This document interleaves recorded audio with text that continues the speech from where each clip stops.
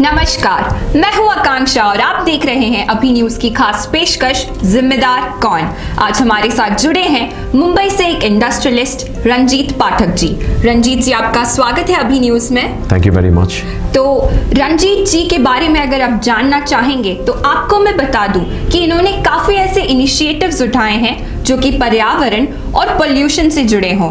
ये यमुना जी को स्वच्छ बनाना चाहते हैं और ऐसी ही एक पद यात्रा निकाली है इन्होंने, जिसका नाम है यमुनोत्री पद यात्रा। तो रंजीत जी से मैं उनकी इस यात्रा के बारे में पूछना चाहूंगी, जिससे हमारी ऑडियंस थोड़ा और इसके बारे में जान पाए। Well, thank you Akanksha ji for introducing me. मैं पर्यावरण से सिर्फ मैं ही नहीं, इनफैक्ट मैं तो ये कहूँगा कि मैं तो बहुत लेट हूँ। हमसे पहले हज़ारों करोड़ों लोग, NGOs और संस्थाएं और इंडिविजुअल्स पर्यावरण को लेकर के नेता, अभिनेता, देश के लीडर्स, बिजनेसमैन, सब लोग पर्यावरण को लेकर के चिंतित हैं। स्पेशली जब से ये क्लाइमेट चेंज का मुद्दा एक बहुत बड़ा इंटरनेशनल मुद्दा बन गया है।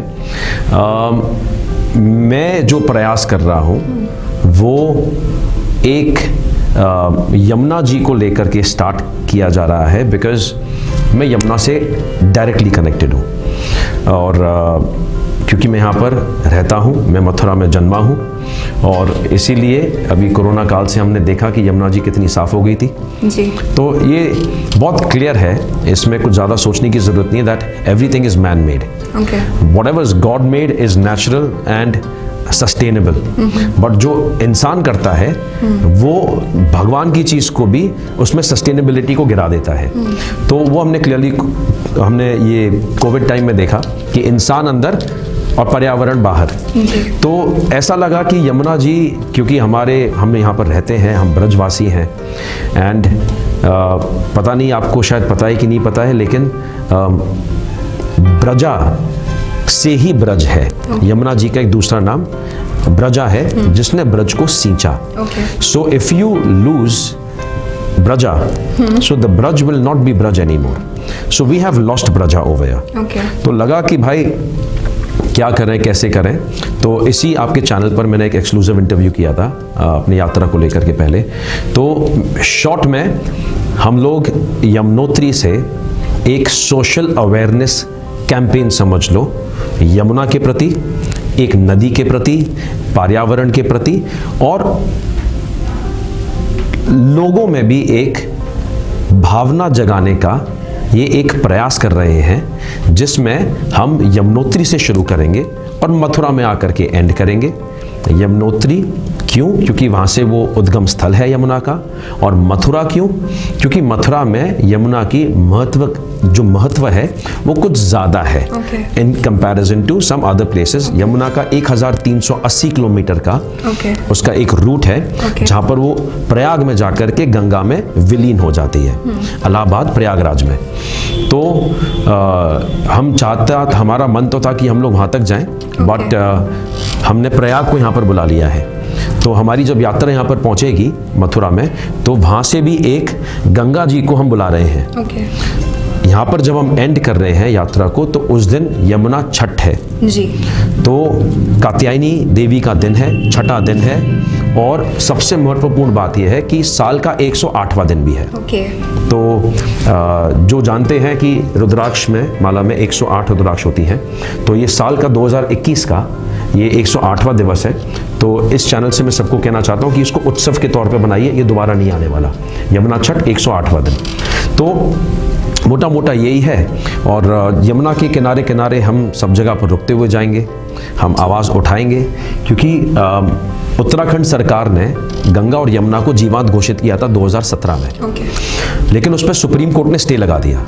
सुप्रीम कोर्ट ने इसलिए स्टे लगाया क्योंकि चीफ सेक्रेटरी जो था उत्तराखंड का, उनको रिस्पोंडेंट बना दिया था कि अगर ये जीवांत लीगल एंटिटीज के अगेंस्ट में अगर कोई केस करेगा कोर्ट में, देन यू आर रिस्पॉन्सिबल। तो चीफ सेक्रेटरी साहब ने बोला कि यार, I am only at the state level, और मेरे स्टेट में तो यमुना गंदी नहीं होती। यमुना तो मेरे स्टेट से जब निकलती है यमुना तब गंदी होती है, तो आप मेरे को आंसरेबल क्यों बना रहे हो? तो उस पे फिर मेरे से ऊपर भी बड़े लोग हैं, कैबिनेट सेक्रेटरी हैं, मतलब पूरा एक एडमिनिस्ट्रेशन है दिल्ली में सेंटर का। तो उन्होंने कहा हम पे क्यों डालते हो? So the whole bureaucracy opposed this. No, not the bureaucracy, ये सिर्फ चीफ सेक्रेटरी ने अपनी अर्जी लगाई So he's a कि part of the bureaucracy. हाँ, So, okay. बट वो कह रहे हैं मेरे से भी सीनियर लोग हैं ना। Okay, okay. देखो ब्यूरोक्रेसी ही देश को चलाती है, Yes.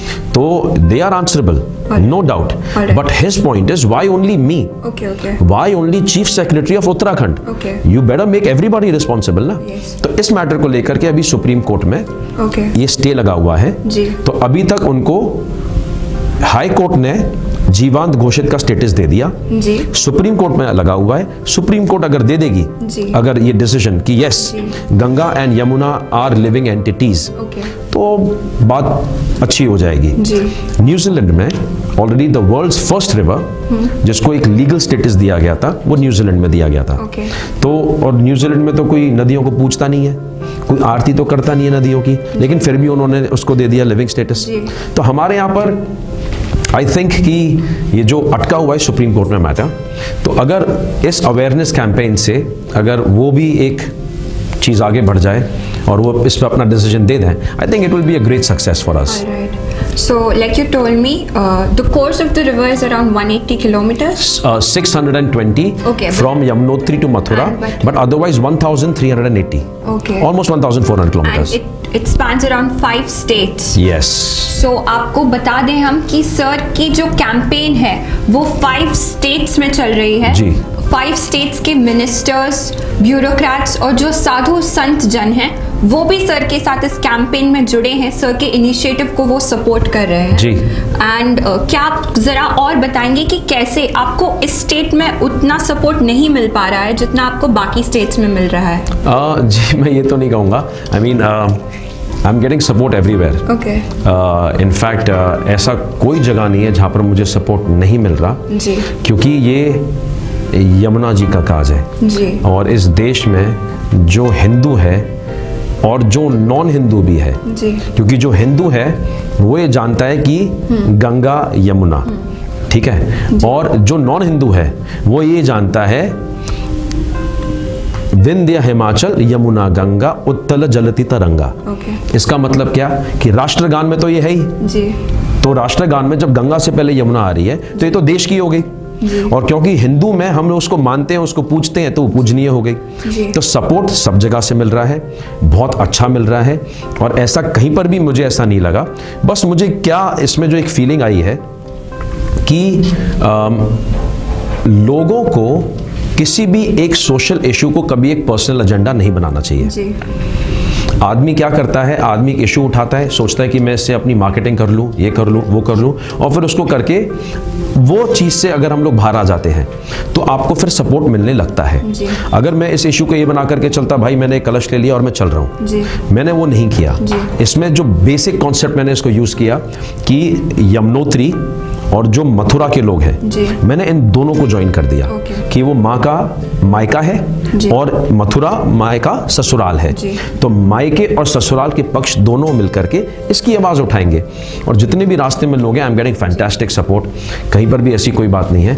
बट हाँ, एक नई चीज़ है, जी। आदमी को भी लगता है ये क्या नया कर रहा है, ये क्या क्रिएट कर दिया, तो उसमें आदमी को थोड़ा सा डाउट रहता है। But when he finds out कि ये क्या है, ये क्यों हो रहा है, इसका उद्देश्य क्या है, तो बहुत लोग जुड़ रहे हैं। तो हमारा मोटिव यही है इस शो से कि जो लोगों के एप्रीहेंशंस हैं आपके इनिशिएटिव के प्रति, उनको क्लियर कर दिया जाए, जिससे और लोग इससे जुड़े। क्योंकि जो नदी है वो सिर्फ रिलीजियस पर्पसेस के लिए ही इम्पॉर्टेंट नहीं होती है, लोगों का रोजगार चलता है, हम उस पानी को पीते हैं, तो ये काफ़ी एसेंशियल बात हो जाती है। जो नदी का जो पोल्यूशन स्तर है उसे कम रखना, उसे कंजर्व करना, Yes, काफ़ी absolutely. एक इकोसिस्टम बना हुआ है, काफ़ी मछलियां हैं उसमें, काफ़ी लोगों का रोजगार चलता है। यहाँ पर ऑफ कोर्स इतना नहीं है, लोग मछलियां वगैरह नहीं खाते हैं, बट स्टिल लोगों का रोजगार चलता है।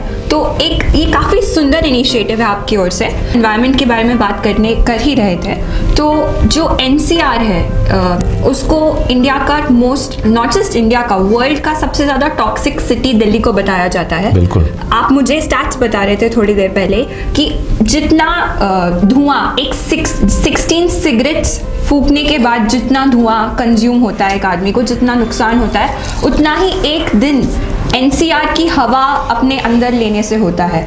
तो ये काफ़ी बड़ा मुद्दा है, काफ़ी गहन विचार होने चाहिए इस पर, काफ़ी स्ट्रांग स्टेप्स लेने चाहिए। तो आपका क्या मानना है, जो ये दुर्दशा हो चुकी है एनवायरनमेंट की, तो आपको क्या लगता है कौन जिम्मेदार है इसका? पुरुष। जस्ट पुरुष, महिलाएं की इन जनरल ऑल पीपल? नहीं, समावेश जो होता है जी, जिससे कि सृष्टि का संचालन होता है, वो पुरुष और प्रकृति से होता है। So you mean mankind? Shiv and Shakti Man. जैसे वैसे पुरुष और प्रकृति। Okay. तो इसमें पुरुष और प्रकृति इसीलिए क्योंकि अगर पुरुष प्रकृति को नहीं अच्छी तरह से संभालेगा तो प्रकृति भी उसको अच्छी तरह से नहीं संभालेगी। Okay. आप अगर एक नाले के पानी से अगर सब्जियों को उगाओगे और उन सब्जियों को अगर आप खाओगे या अपने बच्चों को खिलाओगे तो क्या होगा? जी। वहीं पर अगर मानो कोई एक इंडस्ट्री का कोई एक टॉक्सिक केमिकल्स निकल करके किसी एक कनाल में चले जाए या ज़मीन में चले जाएं और वहाँ का घास जा करके या उसका पानी आपकी गाय जो आपको दूध देती है वो उसको खाएगी, फिर वो दूध निकलेगा, वो आप अपने बच्चों को पिलाओगे। So this is a circle. Okay, it's a cycle, the whole vicious cycle. Yes, तो ये जो सर्कल है तो इसमें आप ही जिम्मेदार हो। इसमें मैं प्रकृति को जिम्मेदार नहीं मानता क्योंकि प्रकृति चाहे हम रहें चाहे नहीं रहें प्रकृति रहेगी, लेकिन अगर प्रकृति नहीं रहेगी तो हम नहीं रहेंगे। सो आई ट्रीट कि इस मैटर में रिस्पॉन्सिबिलिटी लाइज विथ पुरुष विच इज मैनकाइंड। तो हम जिम्मेदार हैं प्रकृति के साथ जो हमने खिलवाड़ किया है उसके लिए हम जिम्मेदार हैं। जी, तो काफी अच्छा पॉइंट बनाया आपने। इंस्टेड ऑफ ब्लेमिंग इंस्टीट्यूशंस या गवर्नमेंट, हम खुद भी जिम्मेदार हैं क्योंकि हम खुद एक पार्ट बनते हैं। If you are not a part of the solution then we are obviously the part of the problem. अगर हम खुद एफर्ट्स नहीं ले रहे हैं, आपको शो के एंड में दिखाई देगा सर ने खुद अपने हाथों से और अपने वॉलंटियर्स के साथ खुद यमुना नदी को साफ करने का इनिशिएटिव उठाया है। अगर आप जानते होंगे ऐसे लोग मुंबई में भी करते हैं समुद्र को साफ करने का। जी, तो ऐसे ही सर ने खुद अपने हाथों से अपने वॉलंटियर्स के साथ एक दिन नदी को साफ करने का इनिशिएटिव खुद उठाया है। तो he is taking his part of the responsibility, but are you? तो आगे बढ़ते हैं। जैसे हमने देखा कि पोल्यूटेड सिटी तो है ही, इंडिया का, वर्ल्ड का सबसे ज़्यादा पोल्यूटेड सिटी इंडिया में आता है। Now I just want to change the topic a little bit. एक और ऐसा ही टाइटल मिला है हमारी कंट्री को, वर्ल्ड का rape capital. And I don't want to talk about the national level right now, but अभी हम ब्रज की बात करते हैं। काफ़ी इंस्टेंसेस मुझे पता चले ब्रज में बीते 4 महीनों में छोटी छोटी बच्चियों के साथ बदतमीजी हुई है, छोटी छोटी बच्चियों के साथ रेप हुए हैं। तो it's not safe for the girl child. वो जो एक माहौल दिल्ली का था, एनसीआर का था, वो फैलकर ब्रज तक में आ चुका है। तो सर इसके बारे में आपको क्या लगता है, कौन जिम्मेदार है? इसके लिए तो हम ही जिम्मेदार हैं जी। क्योंकि हम इसलिए जिम्मेदार हैं, और मैं सिर्फ इस ब्रज की बात नहीं करूंगा। अगर ये मानो ब्रज से 100, 200, 500 किलोमीटर दूर कहीं पर हुआ जी, और जब ये हुआ जी, और उसका क्या आउटकम निकला वो निर्धारित करता है कि उसके बाद में क्या होता है। The thing is that we have a tendency to only rise up to emergencies. आप देखेंगे कि हम जब स्टूडेंट थे तो कुछ बच्चे ऐसे होते थे जो पूरे साल पढ़ाई करते थे और हमेशा फर्स्ट आते थे, लेकिन 90% बच्चे ऐसे होते थे जो लास्ट मिनट में पढ़ाई करते थे। क्यों? क्योंकि अब एग्जाम आ गया है, अब सारा सब छोड़ छाड़ करके हम लोग सब छोड़ करके हम अपनी किताबों में बैठ जाते थे। ये टेंडेंसी थोड़ी बदलनी होगी और ये आता है डिसिप्लिन या अनुशासन से। नाउ ये जो ब्रज में हुआ बहुत बुरी बात है क्योंकि इसको प्रेम की नगरी कहा जाता है। आप ब्रज जब सोचते हो तो सबसे पहले आपके दिमाग में आते हैं कृष्ण राधा। आपके दिमाग में कृष्ण का कुरुक्षेत्र वाला या द्वारकाधीश वाला रूप नहीं आता। आपका ब्रज में जब आप कृष्ण को सोचते हो तो आपका वो मुरलीधर और राधा के संग में, गैया के संग में, मोरों के संग में, वो आपको कृष्ण याद आते हैं। तो इसके लिए भी जिम्मेदार हम ही हैं। बिकॉज जब निर्भया कांड हुआ दिल्ली में, तो निर्भया कांड के बाद में आप देखिए कि चीज़ें एक निर्भया फंड भी बन गया। So why do we have to wait for that? Alright. मैं कहता हूँ कि उसके लिए भी एक अवेयरनेस पहले से होनी। अगर मैं आपको इसमें डिटेल में लेकर के जाऊंगा ना, why this is happening, Okay. This is all because of the content that we are showing to our children today, Okay. Whether television, Okay. Social media. Okay, वो टॉकिंग अबाउट क्राइम रेट्स बढ़ रहा है, तो आपका ये कहना था क्योंकि जो कंटेंट है there is no filtering there. या ऑफ कोर्स, सो वहाँ से हमने स्टार्ट किया था, कंटेंट में फिल्टरिंग नहीं है इसके कारण। Yeah. और खासकर अब क्योंकि सोशल मीडिया चलन में है, यहाँ पर तो वो गेट कीपर्स भी नहीं है जो टीवी पर हुआ करते थे। Anybody Yeah. Can post anything, so this is I think they bringing a law for that. Yeah, there is a new law for the new OTT platforms, but that is only for big platforms. What about individuals like you and me? So that's a whole totally different thing. Let's come back to your initiatives. We were talking about Project Atmanirbhar. So what is it about exactly? Well कुछ करना था Okay. And कर रहे थे, but वो एक systematic form में नहीं था।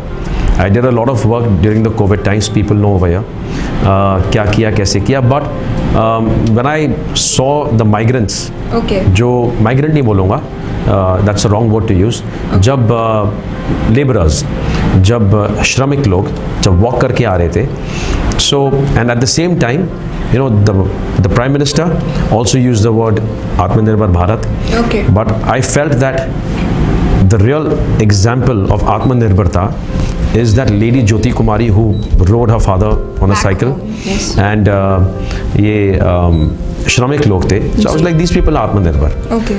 So Atmanirbhar क्या है? If you have an issue in front of you, अगर आप रोड से जा रहे हो, कचरा दिख रहा है, जी। आप किसी का वेट मत करो कि कोई आएगा उठाएगा, आपने गाड़ी खोली, आपने उसको उठाया, आपने डस्टबिन में डाल दिया, जी। That's all it takes. Okay. So I could have started with that, जी। कि छोटी छोटी चीज़ों से, बट मैंने बोला कि छोटी क्यों करनी है, कुछ बड़ा करो जिससे कि एक बड़ा मैसेज जाए, क्योंकि इशू भी बड़ा है। So is it also related to cleanliness only?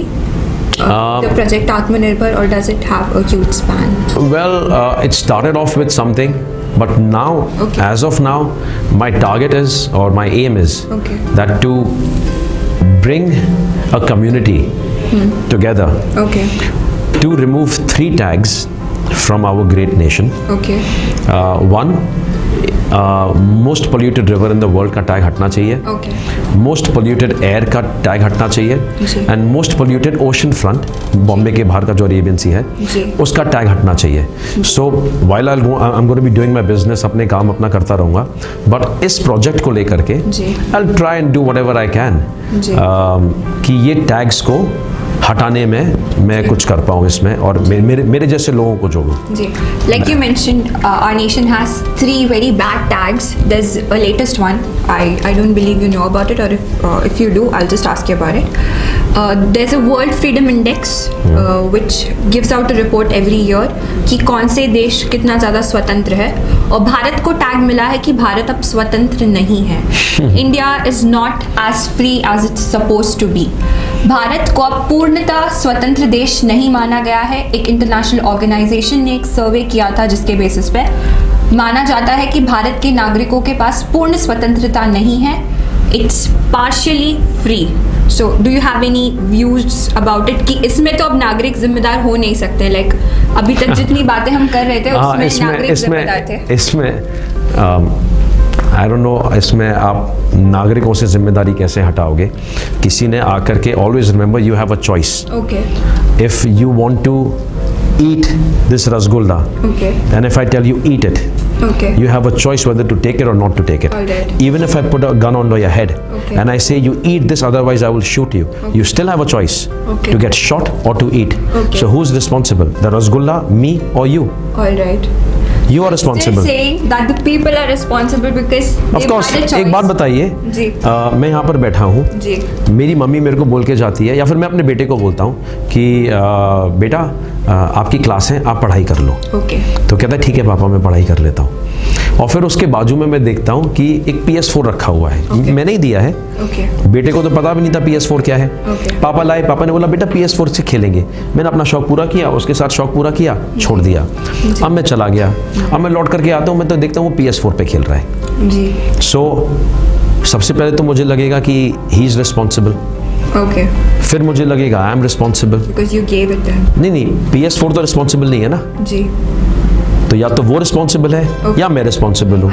अगर वो बच्चा है 8 साल का जी, तो रिस्पॉन्सिबिलिटी मेरी आ जाती है।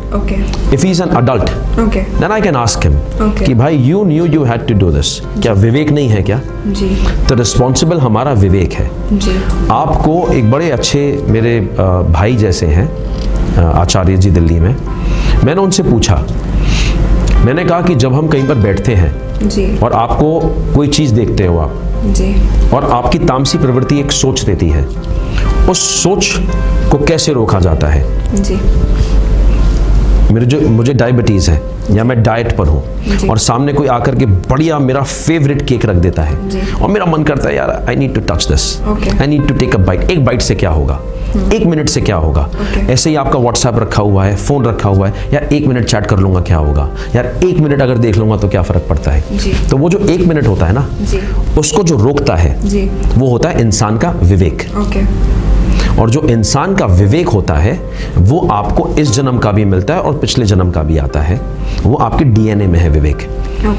हर जानवर में भी विवेक है, नहीं तो एक बंदर दूसरे बंदर को क्यों नहीं खा लेता? देखा जाता है क्योंकि मथुरा में, हमारे शहर में एनवायरनमेंट इतना खराब हो चुका है, जो दिल्ली NCR के जैसे पोल्यूशन की हम बात कर रहे थे ब्रेक से पहले, साथ ही साथ जो यहाँ की जो नदी है वो इतनी दूषित हो चुकी है। तो फॉरेन टूरिस्ट से ही मथुरा की जो रोजी रोटी चलती है, मेजॉरिटी के उसमें देखा जाए तो मेजरली फॉरेन टूरिज्म से या टूरिज्म से ही यहाँ की जो रोजी रोटी चलती है यहाँ के लोगों की। पर चूंकि हमारा शहर इतना गंदा होता जा रहा है, इतना पोल्यूशन यहाँ पे बढ़ रहा है, तो इससे इकोनॉमी को भी काफ़ी ज़्यादा इफेक्ट पड़ रहा है। तो इसमें आपकी क्या राय है, इसको कैसे सुधारा जाए? क्योंकि आपकी बातों को सुन के मुझे काफ़ी ये अंदाज़ा हो चुका है कि हर चीज़ के लिए जिम्मेदार हम हैं, क्योंकि हम प्रॉब्लम का हिस्सा बनते जा रहे हैं, ना कि सॉल्यूशन का। तो अब हम सर से ही जानेंगे कि कैसे इसमें सुधार लाया जाए, कैसे हम अपनी जिम्मेदारी प्रॉब्लम की नहीं सॉल्यूशन की बनाएं। यहाँ पर कुछ टाइम पहले हमने जो इस प्रदेश के माननीय मुख्यमंत्री हैं और जो उनका एक जिसके वो चेयरमैन है बॉडी, उत्तर प्रदेश ब्रज तीर्थ विकास परिषद जी। तो ब्रज जो है वो एक साधारण शहर नहीं है, ये एक तीर्थ स्थल है। और जब हमने ये सोचा कि तीर्थ को सिर्फ मंदिर नहीं बनाते, मूर्तियां नहीं बनाती, तीर्थ को, क्योंकि तीर्थ एक दिव्य स्थान है जी, तो वहाँ पर दिव्यता की भावनाएं भी होनी चाहिए जी। तो उसके लिए इंडिया योगा एसोसिएशन के जो टॉप इंडिया के योग गुरुज हैं, हम उनको लेकर के आए थे। उनको ला करके यहाँ पर ब्रज तीर्थ विकास परिषद के साथ में उनका MOU किया था। और जो तीर्थ विकास परिषद की जो वाइस चेयरमैन है, उनको भी इसमें इंटरेस्ट इसलिए आया क्योंकि उन्होंने कहा कि हम योग को मथुरा में लाना चाहते हैं, ब्रज में लाना चाहते हैं, हम योग को यहाँ पर लाना चाहते हैं। योग जब यहाँ पर आएगा तो आदमी की अंदर से शुद्धि होती है। आप जब मेडिटेट करते हो, योग मतलब आप पोज नहीं, जब आप मेडिटेट करते हो, सो मेडिटेशन से आपकी शुद्धि होती है। आप अपनी जो शरीर के अंदर, जो आत्मा के अंदर, जो आपके कॉन्शियस में जो आपके जो थोड़ी बहुत भी अगर एलिमेंट्स हैं, दूषित हैं, उनको आप क्लियर करने का काम करते हो। तो ब्रज ऑलरेडी इंटरनेशनल है। Krishna is no longer a Hindu concept, it is a universal concept. So आप जो यहाँ पर वृंदावन को देखते हैं और यहाँ की होली देखते हैं, आपको यहाँ पर बहुत अंग्रेज देखेंगे आते हुए, बहुत फॉरेनर्स आते हैं। So Braj yes is dependent on a lot of tourism. उसको मैं टूरिज्म नहीं कहूँगा क्योंकि टूरिज्म का हिंदी में हो जाता है पर्यटन, बट ये है तीर्थाटन। तो ये हो गया religious tourism. So because religious tourism से ही यहाँ पर काम चलता है। और क्योंकि घूमने के लिए लोगों के पास दुनिया है, बट कृष्ण को पाने के लिए और ब्रज को पाने के लिए उनके पास सिर्फ ब्रज है। So when they come here, again I said कि हमको इस जगह की शुद्धि करनी पड़ेगी। जी। हमें यहाँ पर जो रहने वाले लोग हैं हमको उनकी शुद्धि करनी पड़ेगी। अगर आपने, क्योंकि बॉम्बे में रहे हो, तो बॉम्बे में बीच में एक बार आवाज़ उठी थी जो महाराष्ट्रियंस थे उनकी, कि दिल्ली और अपने यूपी और बिहार वाले लोगों को भगाओ। भैया लोगों को उन्होंने क्यों कहा कि उनको भगाओ? क्योंकि उनको लग रहा था कि हमारा एक सिस्टम है, हम अपने हिसाब से चीज़ करते हैं। अब ये लोग आ रहे हैं, ये लोग आते हैं अपना माइंडसेट लेकर के आते हैं, हमारे माइंडसेट को यहाँ पर आकर के उसको ये लोग एक कॉकटेल बना रहे हैं उसका। तो उनको लग रहा था कि इनको भेजो यार, क्योंकि ये आते हैं हमारे जॉब्स भी लेते हैं या जो भी है। उसी प्रकार से we have to be careful कि अगर इस ब्रज में धीरे धीरे करके अगर हमारी संस्कृति और हमारी भावनाएं कम होती गई, जब बाहर से आदमी आता है उसकी ज़्यादा भावना होती है जी। तो मैं कहीं पर एक मंदिर में रुका था जूना अखाड़ा के, उन्होंने मुझसे कहा कि तुम ये यात्रा कर रहे हो यमुना को उसका हक दिलाने के लिए, मैं तुमसे पूछना चाहता हूँ तुम मथुरा से आते हो, क्या मथुरा में नाले नहीं गिरते यमुना में? मैंने कहा गिरते हैं। तो उन्होंने कहा कि फिर यमुना के लिए तुम जिम्मेदार नहीं हो? मैंने कहा बिल्कुल हैं। तो कहते हैं फिर तो ये जो 620 किलोमीटर में तुम लोगों को पाठ पढ़ा रहे हो, पहले अपने लोगों को तो पढ़ा दो। अच्छा। क्योंकि मथुरा भी तो गंदा कर रहा है यमुना को, तो जब मथुरा यमुना को गंदा कर रहा है तो हमको स्टार्टिंग अपने आप से करनी है। एंड अगर आप इसको यमुना को क्लीन कर दोगे, मथुरा को साफ रखोगे, अभी स्वच्छ भारत में मथुरा की रैंकिंग काफ़ी बढ़कर के ऊपर आई है, इंदौर हर साल जीत रहा है। So we have to reach somewhere like that. Indore is, I would say it is very close to very most important तीर्थ्स, मतलब उज्जैन के महाकालेश्वर वहाँ पर इंदौर के पास में है, और हमारे यहाँ पर श्री कृष्ण है। तो हमें भी उठ करके अपने भावनाओं को, अपने यहाँ लोगों में जन जागरूकता फैलानी है, क्योंकि जब तक इंसान नहीं जगेगा अब तो आप किसी भी चीज़ की उम्मीद क्या करेंगे? आप एडमिनिस्ट्रेशन को रिस्पॉन्सिबल नहीं कह सकते। अगर आप डेली कचरा फेंकते जाओगे वो डेली आके साफ़ करते जाएंगे, आपके कचरे बढ़ते जाएंगे, वो और आएंगे साफ़ करने के लिए। वो तो लिमिटेड लोग हैं ना, लिमिटेड टाइम है।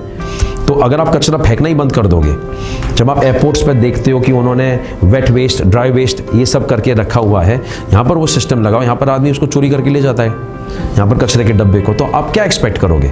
तो क्या फिर आप डिपार्टमेंट को बोलोगे कि भाई तुमने कचरे का डब्बा नहीं लगाया? वो कहेगा भाई मैं लगा गया, लोग उखाड़ करके ले गए, इसमें क्या मेरी जिम्मेदारी है? क्या आप जिम्मेदार नहीं हो? आप अगर आप अंदर जाओगे यहाँ पर मार्केट्स में, तो किसी भी दुकानदार के दुकान के बाहर में आपको 90% के बाहर में आपको कचरे का डब्बा नहीं मिलेगा। वो खाते हैं लोग, वो बेचता है, वो वहीं पर पुड़िया फेंकता है वहीं और वो वहीं पर फेंक देता है। कोई तो जाए दुकानदारों के पास में। अब दुकानदारों को कौन जगाएगा? वो ये टीवी से और इससे नहीं होगा, उसके लिए सड़क पर उतरना पड़ता है, उसके लिए उनके पास जाकर के उनको समझाना पड़ता है। अब उनको समझाएगा कौन? समझाने का काम नहीं है सरकार का, समझाने का काम उन लोगों का है जो टीवी पर आकर के लोगों को उद्देश्य देते हैं। तो आप उद्देश्य ना दे करके आप सड़क पर उतर करके आप समझाइए ना। तो यही आत्मनिर्भरता है। ना मैंने धरना दिया, ना मैंने किसी को लेटर लिखा, ना मैंने किसी को बोला मुझे सपोर्ट करो। मुझे लगा प्रकृति के लिए आवाज उठानी है, अपन ब्रज से कनेक्टेड है, माँ यमुना अपने बगल में है, दूर क्यों जाना? बगल में छोरा, शहर में ढिंढोरा। तो मेरे बगल में माँ यमुना है, उसकी दूषित हालत है, तो उसी का आवाज उठा लो। तो उसको देख करके हो सकता है कि 100 लोग सोचें कि मैं ड्रामा कर रहा हूँ, लेकिन 10 लोग तो सोचेंगे कि कुछ अच्छा कर रहा है। मुझे उन 10 से मतलब है। अगर 10 लोग भी जग गए तो मेरा जो काम है वो सफल हो गया। ऐसे ही कार्मा बढ़ता जाता है और कलयुग है। तो मैं तो यही कहूँगा कि भाई जितना जल्दी रियलाइज़ करोगे ठीक है, नहीं तो जो आने वाली जो पीढ़ियाँ हैं वो शायद कुछ अच्छा नहीं बोलेंगी हमारे बारे में। जी। तो सर की बातों से मुझे एक थीम नजर आ रही है कि जितनी भी प्रॉब्लम्स हैं हमारे आसपास उन सब के लिए जिम्मेदार हम हैं, और तब तक सुधार नहीं होगा इन परिस्थितियों में जब तक हम अपनी जिम्मेदारी खुद नहीं लेंगे। सर की तरह जो कि इस मुहिम का हिस्सा बने, उन्होंने ये मुहिम शुरू करी, वो बाहर गए, उन्होंने कर्म किया, ना कि बातें करी। तो अगर आप भी चाहते हैं आपका शहर स्वच्छ हो, लोगों की मानसिकता स्वच्छ हो, तो कदम उठाइए, आगे बढ़िए और ऐसी ही मुहिमों के साथ जुड़िए। हमारे साथ थे रंजीत पाठक जी, और धन्यवाद, आपने अपना समय अभी न्यूज़ को दिया और आपने काफ़ी अच्छा मैसेज पास करने की कोशिश की। Thank you. जय माई की। गोपी कृष्ण हॉस्पिटल, जहां हड्डी एवं स्त्री रोग का आधुनिकतम उपचार होता है। खराब घुटने व कूल्हे का joint replacement, slip disc, sciatica, spondylosis आदि की spine surgery, high risk pregnancy की डिलीवरी एवं सिजेरियन, सभी प्रकार के फ्रैक्चर्स के ऑपरेशन और मथुरा का एकमात्र टेस्ट ट्यूब बेबी सेंटर जहां अनेक निसंतान दंपतियों को कृत्रिम गर्भाधान प्रणाली द्वारा माता पिता बनने का सुख मिल चुका है।